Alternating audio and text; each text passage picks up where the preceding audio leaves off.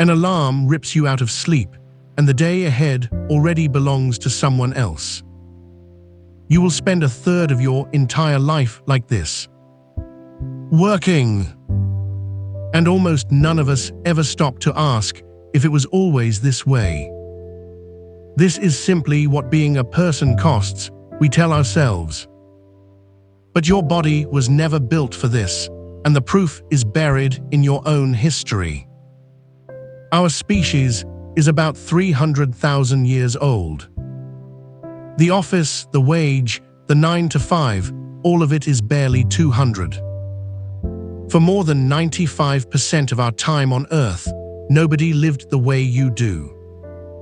No bosses, no salary, no Monday mornings. And here is the part that should keep you awake. The people who came before us, the ones who owned almost nothing, worked far less than you do.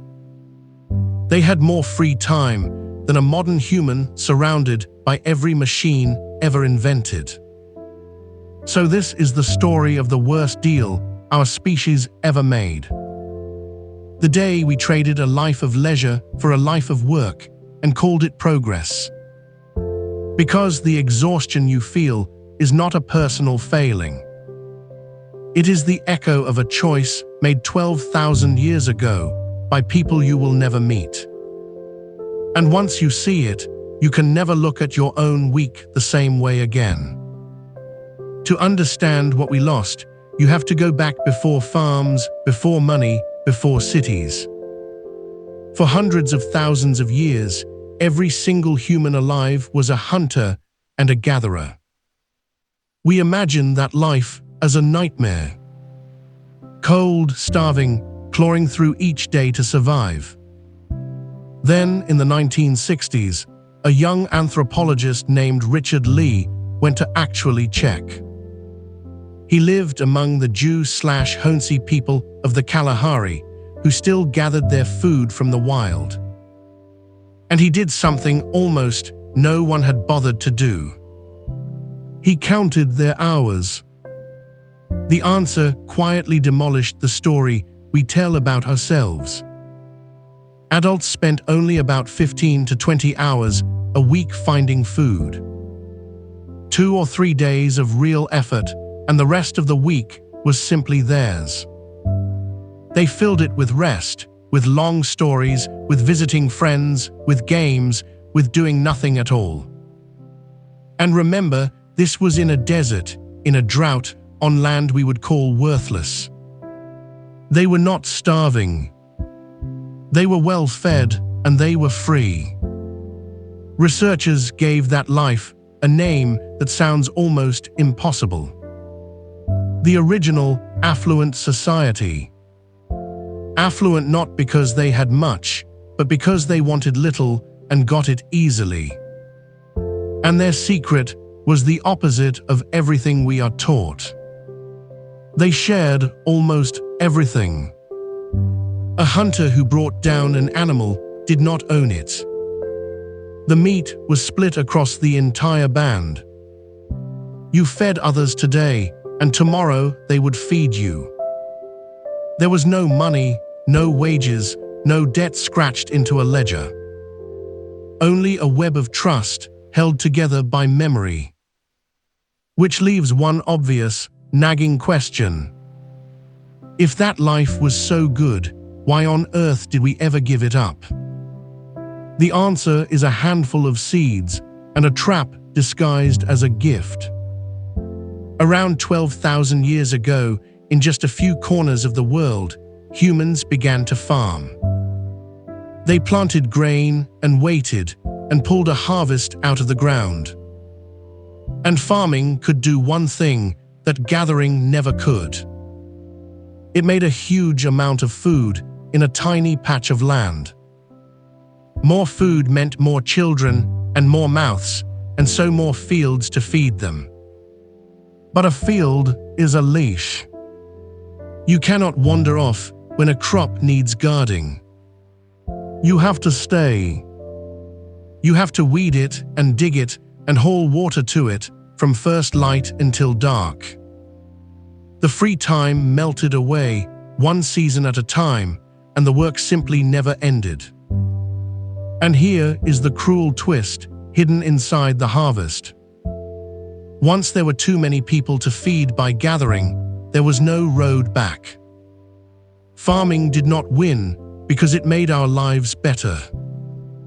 It won because it made more of us, and more of us needed more farming. We did not choose this life. We were funneled into it, one good harvest at a time. For a long time, that was only a theory. Then we started digging up the farmers themselves. And their skeletons told a far darker story than any legend. When humans traded wild food for farmed grain, their own bodies got measurably worse. They got shorter. All over the world, the first farmers were smaller than the hunters before them. Their teeth rotted, riddled with cavities from a soft and starchy new diet. Their bones still carry the scars of hunger, of the seasons when a single crop failed. And living crammed together beside animals and their waste brewed something brand new. Plague. Flu, smallpox, measles, diseases that leapt from our herds straight into our blood. For thousands of years after farming began, the human population barely grew at all. We were making more people and burying them just as quickly. But the deepest wound was not in the body. It was the new thing that grew between us. A gatherer cannot hoard the wild. The land feeds everyone, or it feeds no one. But grain can be stored. Grain can be counted and owned and locked away and taken. For the first time in human history, one person could hold far more than another. And whoever controlled the stored food now controlled the people who needed it. This is the exact place it begins. The boss, the landlord, the king. The first deep inequality in our story grew straight up out of a granary. And we know this because of what those first cities chose to write down. The oldest texts humans ever left behind are not poems or prayers or songs. They are receipts. Lists of grain and livestock and who owed what to whom. Writing itself was invented, first of all, to count a surplus and track a debt. Civilization, in a very real sense, began as accounting. So we were sicker and smaller and ruled by a few who held the grain. Why did we never simply walk away and go back to the easy life? Because the trap had teeth and they only ever pointed in one direction. More food had made more people, and those people could never unneed the farms. The cage was built out of our own children. For thousands of years after that, your work was still ruled by the sun. You labored when there was light, and you rested when there was none. But 200 years ago, the cage was finally given a clock. When work moved into the factories, time itself became something you could buy and sell. A bell rang to start you, and a bell rang to release you, and the hours in between belonged to someone else. The earliest factory days could stretch to 14, even 16 hours.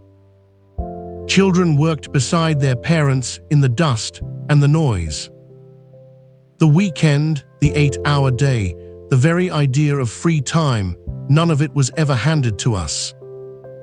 It was fought for and struck for, and people died for it.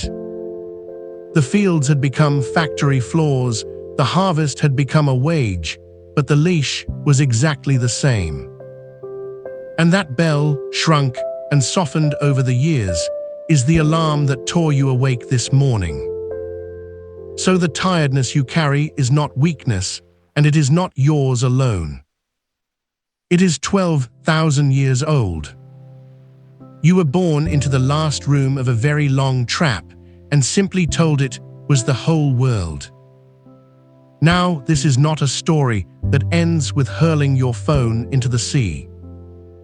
The same deal that stole our leisure also built the cities, the medicine, the very screen you are staring at right now. We are not going back, and honestly, most of us would not last a week if we did. But there is a quiet power in simply knowing the truth. That this grind is not human nature. It is not written anywhere in your blood. It is a recent accident, a few thousand years old, inside a story 300,000 years long. And anything we stumbled into by accident, we are allowed to question, and one day to change. The people around that ancient fire would not envy our work. They would pity it. They would ask why a species this unimaginably rich still wakes up every morning exhausted. It is a fair question. And we still do not have a good answer. Because the same hunger that first drove us to farm, the need to store, to own, to gather more than enough, never really went away. It only learned new names. And that hunger, the strangest instinct our species ever grew, is a story entirely its own.